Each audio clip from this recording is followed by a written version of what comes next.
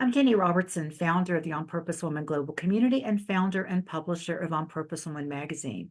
I'm excited to share with you the speaker portion of our Connections After Hours gathering of the On Purpose Woman Global Community. Beth Knaus is speaking on Get in touch with what's unique about you. Beth is an award-winning copywriter, marketing messaging consultant, and CEO of That's a Spade Copywriting Services.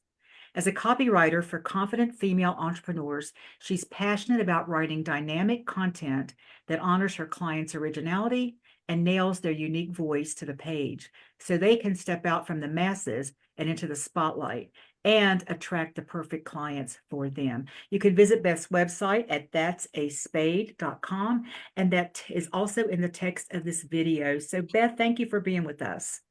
Oh, thank you so much for having me. I'm just really thrilled to be here and talking about this topic. And I am not somebody who uses slides. Something unique about me is I would rather be here and talking for 15 or 20 minutes than doing slides. So we're going to have a more of a casual, candid conversation. I'll talk for a bit, and then I welcome any of your thoughts and questions afterwards. And I guess the first thing that came up for me when I was putting my notes together for this was, why are we talking about this today? And I was at a business intensive, kind of like a retreat in the fall, and there were 40 women there. And the leader of the program asked everyone what was unique about them, and 40 women were silent. They literally went white. Like nobody knew right in their forefront what was unique about them. And these are all entrepreneurial women who were putting themselves out there, trying to connect with a certain market, and yet they couldn't say what was unique about them. And I just was so taken back about it. And I thought, there's something here that needs to be discovered. So there's a few things about that, right? Sometimes what's different about us to someone else is boring to us. Or sometimes it's not obvious to us because it's natural or it's innate. And it's just something we don't think about. So how do we find and embrace and share what's so special about us without feeling self-centered? That's a big piece of it, right? So I'm going to come back and I'm going to tell you some things that I know are unique about me, but I want to talk to you guys first.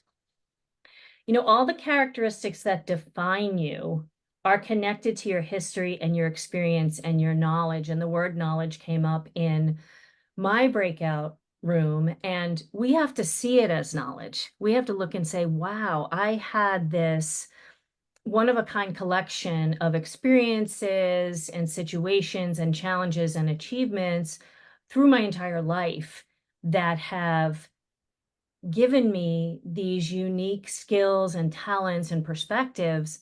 Nobody else has this same combination. And it's the highlights of those that helps you do what you do, how you do it. And in the how is where you can separate yourself. But first you have to figure those things out, is what I've discovered. And for most of us, generationally, we've been taught to model, right? We've been taught to be that perfect housewife or mother or daughter or partner. And, maybe for our grandmothers or our mothers, that was what worked for them then. But it doesn't necessarily work for us now. And we have to figure out, how can we separate those things, right? I think of things like, you dress this way when you go to that place. You speak like this when you're talking to this type of person. This is how you behave when you go to church or temple or any sort of congregation, or, worry about what people think, and, just putting on a front so that everything looks fine.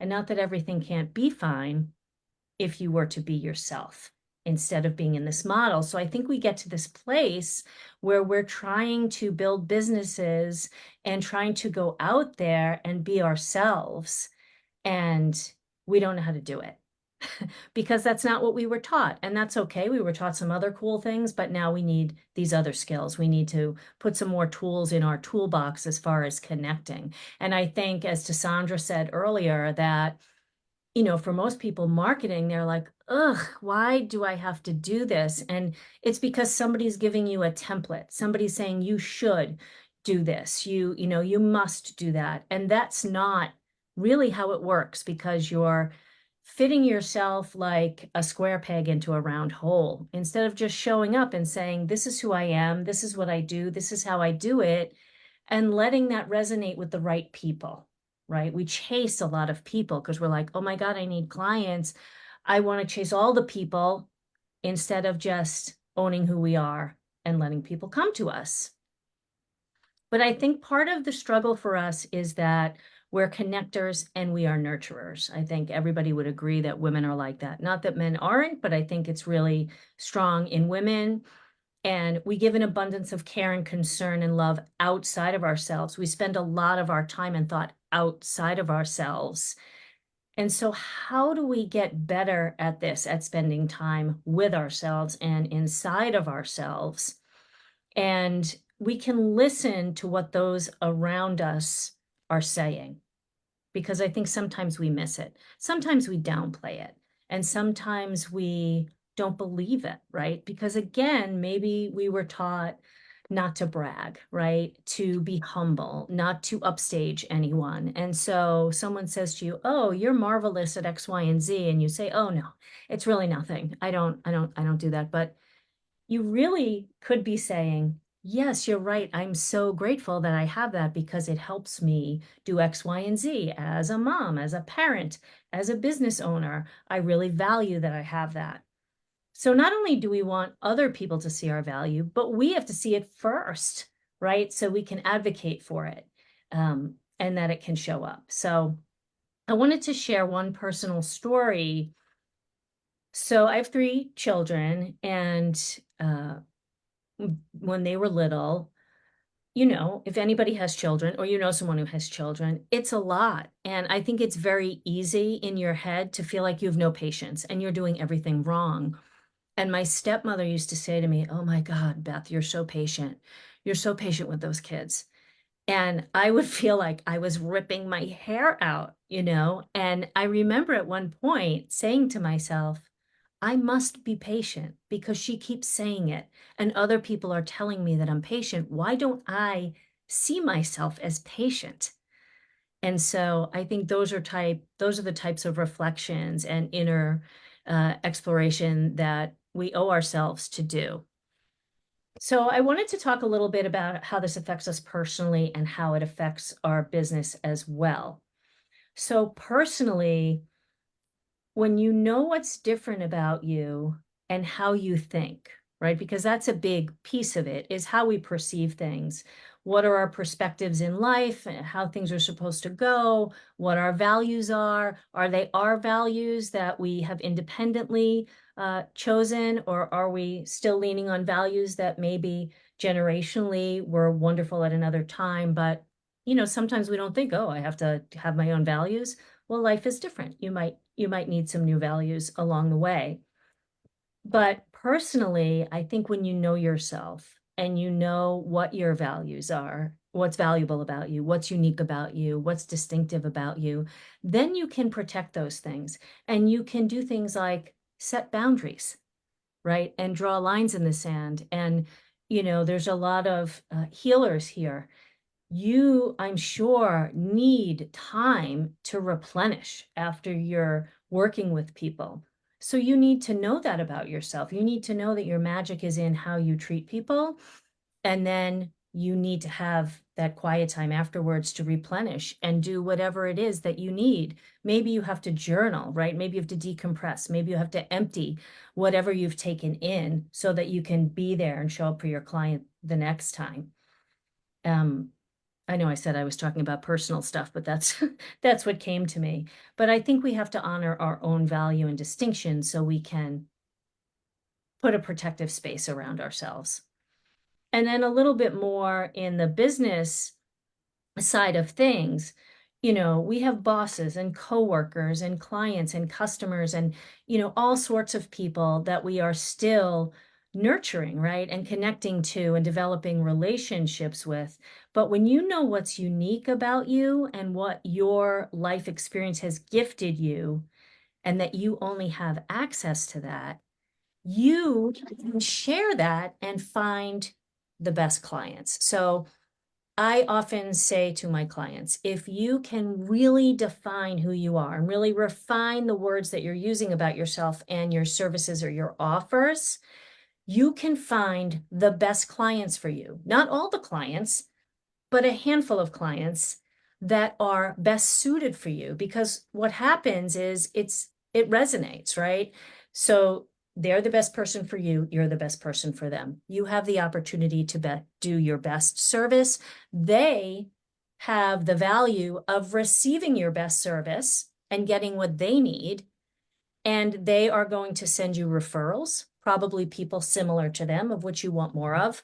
They're going to write you better testimonials. You're going to be able to see the value in that unique work that you've done and charge appropriately, because I think a lot of us charge less than what we could be charging. You can get your value, and they see that value, so they're happy to pay you because they know they're going to get something afterwards that they really, really need. So it's just like this cycle of knowing what's great about you and how is it benefiting those. So as a writer, one of the places I see this, that people avoid being unique and talking about themselves, is on about pages or in bios, where people will talk about anything but what's unique about them. Like they might list off where they went to school, what their accolades are, and all those things. And not that those things aren't important, but they tend to be a little more general and shared with many more people, as opposed to what's unique about them is unique to them, right? And it's the things that set you apart. So I know the big question is, well, Beth, we all have these unique things. How can you help us get in touch with those things? And I was listening to Andrea talk about intuition. I do a thing on LinkedIn twice a month. I just started it, called Couch Conversations, and I just had a guest. Her name is Heather, and she is an intuitive. And so we were talking about how easy it is along the way in our journey through life that we disconnect from that intuition, and how do you reconnect with it so that you can listen to your voice. It's okay to listen to other people, but in the end, you have to feel and listen that it's the right thing for you, right? And you have to know about yourself and how do you make the best choices for you. The way that you see the world comes from your history, and I keep talking about history and experience, but it's so important that we see that as women, we have histories, right? Outside of just what society has expected from us, which isn't bad, but there's also other things that have happened along the way that have really helped shape who we are as people. So I think one of the things is to step back and observe. And I mentioned this in my breakout room, is that it's one of the things that helps me in my work, is that I want to see what's going on around me. And I want to see how people are acting. What are their mannerisms? What's their energy like? Their tone of voice? And just take a look at what's going on around you. And also take a look at how you're feeling about it, right? You can find out a lot about yourself by how certain things make you feel, as opposed to spending your time worrying about how other people feel, which is an easy trap for us. The other thing is, I think it's eye-opening to see what are other people's expectations of you, right? Someone close to you, like your partner or your children or your parents or your friends, because what their expectations are have been set by what you're reliable for and probably what you're good at. Like, I am not the friend that someone comes to if they want someone to pat their back and they want to cry on my shoulder. Not that I wouldn't hug or hold one of my friends, but I'm also the person that when that's done, I'm going to shoot it to you straight. And we're going to talk. So in our room, Barb was talking about how she is direct when it comes to business, and she likes to be very clear. And I am that person also, especially with my friends. But if my friends have a tough choice to make, I'm the one. They come to me. And I'm good at that. I'm really good at making difficult choices. So if you have one, you need my help, you let me know. You contact me. I'm happy to help you. So like, when are you called in? Are you called in as a planner in your life? I am not that person. Don't talk to me 6 months ahead of time about a party in 6 months. I can't. You call me the day before and tell me that you need all the chairs and the tables and you want me to make 6 dishes and find all these extra things, and I am there. I am your girl. I am the backup. I am there for the crisis. Grace under pressure, I like to call myself. Think about the compliments that you receive from people, either the people in your personal life, or look at those testimonials that your clients are writing for you and take them to heart and really look at the words that they're using about what your abilities are. Um, and I also think that really listening, who was talking about listening? It was Joanne, about her ability to listen, deep listening. When someone gives you a compliment, really listen to it and think about, wow, I guess I am good at that. And maybe not everybody else is, and that's valuable. Um, and think about, experiences that you've had, whether it's that you've traveled someplace at a young age, or, even I'm not somebody that used to like to speak. As a kid, I hated it. But yet in 3rd grade, I played Little Red Riding Hood in a Japanese version of the play. And so I was the main character. I was a kid who didn't talk, but suddenly I got this opportunity. It was the right opportunity, and I was the star of the show. So that to me is kind of a cool experience. I look back on it and I think, when I want to stand up and speak, I can do it. So that's good for me. So a lot of it is based on curiosity, right? Paying attention to how you react to certain things, how other people to react to things that you do. Another story I'll share with you now that you've heard me talk for a few minutes is that I had met a handful of people on Zoom during COVID, and then we were meeting in person somewhere. And I'm about 5'3". But when I got there, the woman said to me, "You're so short."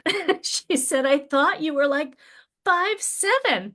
And so it's like a joke between us now. I always tease her and I say the word is petite, but I really thought about that and had to sit with it because she saw my presence as being that of a 5'7" woman. So I was like, oh, I must really come across that way. And, you may be a confident person, but you don't think other people see it. And that was, a wake up call for me that people saw that I could show up in that way. Um, so those are some really great ways that you can get in touch with what's unique about you. And I think that that's all I have to say. I went through 3 pages of notes and that was good. So thanks for listening. Okay, great points, great things to ponder. Thank you so much, Beth. And I'm going to ask everybody who's here with us on Zoom to please unmute yourselves quickly. And we're going to applaud and we're going to shout. We're going to make all kinds of a racket here so Beth knows how much we appreciated hearing her today. Make some noise off. Yes, very good. Yay! Thank you. That was wonderful. Yes, awesome, Wonderful. awesome, Yes, Beth. yes, yes. Thank you. Thank you, Beth. Thank you. Awesome. And we're going to take some questions as soon as we end this live. And Beth, thank you so much again. Really, I think you hit on some things that are so obvious sometimes that we don't think about them, right? Because we take them for granted, and we're not listening to those other people who are telling us the great stuff about us. So I want to thank everyone who's watching this live or the replay on our YouTube channel. Please check out all the other women on our channel who share their gifts, their wisdom, and their expertise to inspire you to move forward, whether it's about your business or other aspects of your life. If you want to join us for one of our Zoom or in-person gatherings, go to my website, opwgc.com, where you can find out all about our community and the magazine. And be sure to also check out Beth's website, and that link is in the text of this video. Thanks again for watching.